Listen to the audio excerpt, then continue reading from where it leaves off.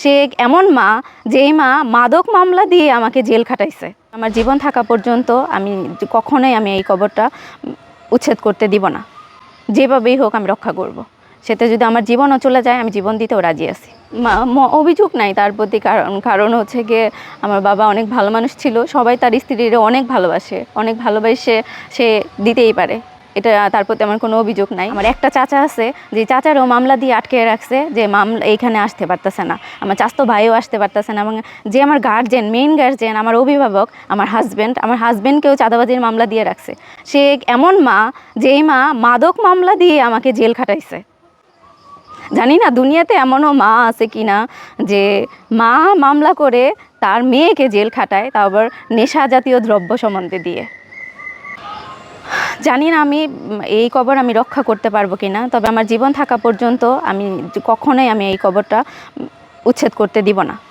যেভাবেই হোক আমি রক্ষা করব। সেটা যদি আমার জীবনও চলে যায়, আমি জীবন দিতেও রাজি আছি। অবশ্যই অন্য কারো হাত আছে, আমি তো বললামই। তার হাজব্যান্ড আবু রায়হান, আর আতিকুর এবং হারুন এবং সাগর আলী এবং রহিম পাটোয়ারি হচ্ছে ভাই। এই জমি বিক্রি করে বিগ একটা অ্যামাউন্ট হয়েছে ভাই। এইখানকার জমি মানে আমাদের এই লেনদেন কমের পক্ষে 2 কোটি টাকার সম্পদ আছে। 2 কোটি টাকা সম্পদ মানে তার কাছে অনেক টাকা আছে, হিউজ টাকা। আর সবাই তো তারকে সাহায্য করবে শুধুমাত্র টাকার জন্য। এখানে আমার নানির বাড়ি থেকেও ভালো একটা সাপোর্ট পাইতেছে। আমার নানা সাপোর্ট করতেছে, আমার মামা সাপোর্ট করতেছে। তারা তো টাকা ছাড়া সাপোর্ট পাচ্ছে না। আর আমার পিছনে দাঁড়ানোর মতো কেউ নাই। প্রশাসনে এসে ঘরে তালা খুলে দিছে, তারপরেও আমি থাকতে পারি নাই। ওই দিনই আমাকে অ্যারেস্ট করে নেওয়া হয়েছে। আর এখনও আমি থাকতে পারি না, কারণ অন্যরা নাকি আরও মামলা প্রসেস করতেছে আমাকে ধরে দেওয়ার জন্য। আর আমার পিছনে যেই আসে, আত্মীয় স্বজন যেই আমার একটু হেল্প করার চেষ্টা করে, তাদেরকেও হুমকি দিয়ে থাকে যে যেই আসবে এখানে তার এই মামলা দিয়ে ঢুকে দিবে। ভাই আমি বললাম না, আমি যে থানায় অভিযোগ আমি পরপর 5টা অভিযোগ করছি, কিন্তু আমি এখন পর্যন্ত একটা মামলা বা একটা কিছু দায়ের করতে পারি নাই। এই বাসাটায় থাকতেছে, ওই বাসাটা আমার আব্বা আগেই লিখে দিয়ে গেছে 18%। ওইটার মধ্যেই আমার বাবার কবর। ওটা মা বিক্রি করে দিছে। ওইটা আমার বাসা, ওটা হচ্ছে আমার ছোট বোনের। এখানে হচ্ছে গিয়ে 18% জমি মার, আর ওইখানে হচ্ছে 5.25%, ওইটা হচ্ছে আমার আর আমার ছোট বোনের। ছোট ভাইয়ের নামে ওপাশে আমার আরেকটা জমি আছে, ওইখানে আছে। কারণ আমার আব্বা 2012 সালে হজে যাওয়ার আগে আমরা 2 বোন ছিলাম, তখন আমার ভাই হয় নাই, ভাই হয়েছে 15-তে। তখনই আমাদের মা এবং ছোট বোন 2জনকে জমি দিয়ে যায়। এই জন্যই আমার ভাই পরবর্তীতে আমার বাবা মারা যাওয়ার পরে ওই পাশে পৈতৃক সূত্রে জমি পেয়েছে। অভিযোগ নাই তার প্রতি, কারণ হচ্ছে গিয়ে আমার বাবা অনেক ভালো মানুষ ছিল। সবাই তার স্ত্রীর অনেক ভালোবাসে, সে দিতেই পারে। এটা তার প্রতি আমার কোনো অভিযোগ নাই। তবে আমার অনেক কষ্ট, যে এত কষ্ট করে এই সম্পদ করছে, যে এত কষ্ট করে এই জমি করছে, বাড়ি গাড়ি সব করছে, তার কবরও এখন নিজের জায়গায় হয় নাই, যে তার কবর নিয়ে এখন আমার যুদ্ধ করা লাগতেছে, জেল খাটা লাগছে। আর কতবার খাটবো আমি জানি না, বা আমি আর এই যে আপনাদের সাথে কথা বলতেছি, আগামীকাল আমি বেঁচে থাকবো কিনা সেটাও জানি না। কারণ আমার প্রতিনিয়ত জানের হুমকি দিতেছে তার হাজব্যান্ড আতিকুর, হারুন এবং ওই যে সাগর আলী, রহিম পাটোয়ারি। এরা বলে নাকি যে আমাকে দেখে নেবে, যে আমার পিছনে কে আছে, কোন বড় বড় লোক আছে, সেটা নাকি দেখে নেবে।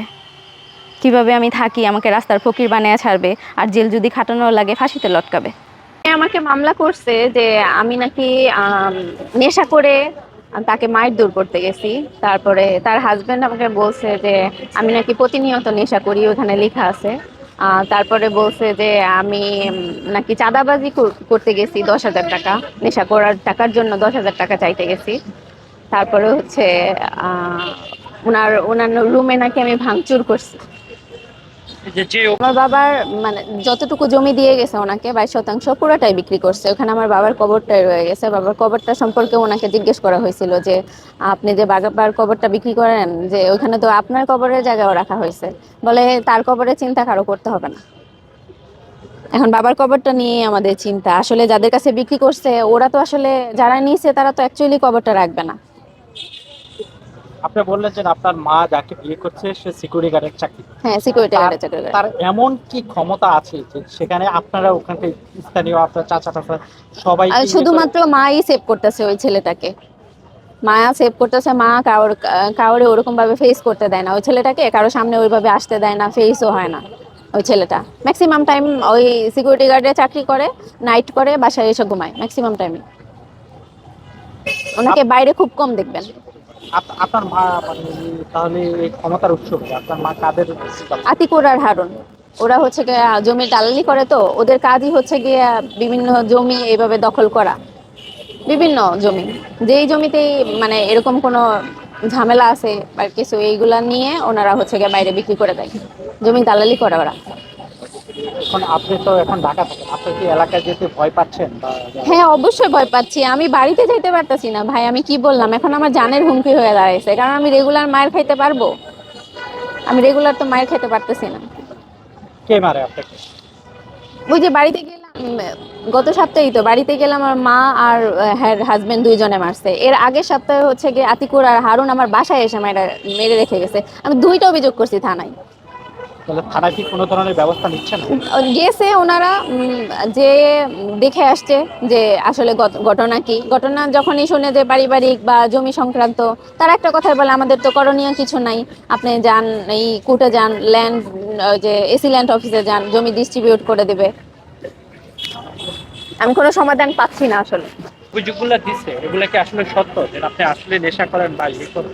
আমি ইফাত গ্রুপে চাকরি করি ভাই 10 বছর, এবং আমি অ্যাসিস্ট্যান্ট ম্যানেজার হিসেবে আছি। আমি যদি নেশাই করি, একটা মানুষ 10 বছর একটা জায়গায় এত ভালো পজিশনে কিভাবে থাকে? আর কোনো অফিস কি আমাকে রাখবে? এখন যেহেতু আপনি মিডিয়াতে আসছে কথা বলছেন, জি। আপনি কি সোশ্যাল হ্যারাসমেন্ট হচ্ছেন কিনা বা কোনো ধরনের আপনার অফিস বা কোনো ধরনের? না, অফিস আমাকে পর্যাপ্ত পরিমাণ অনেক সাপোর্ট দিছে। গতকালকেও মানে অনেক সাপোর্ট পাইছি আমি তাদের কাছ থেকে। তারা আমার আব্বার সাথে অফিসের একটা ভালো অ্যাটাচমেন্ট ছিল, ওই পারপাসে তারা আমাকে এতিম হিসাবে অনেক ভালো সাপোর্ট দিছে। অফিস থেকে আমার কোনো প্রবলেম হচ্ছে না।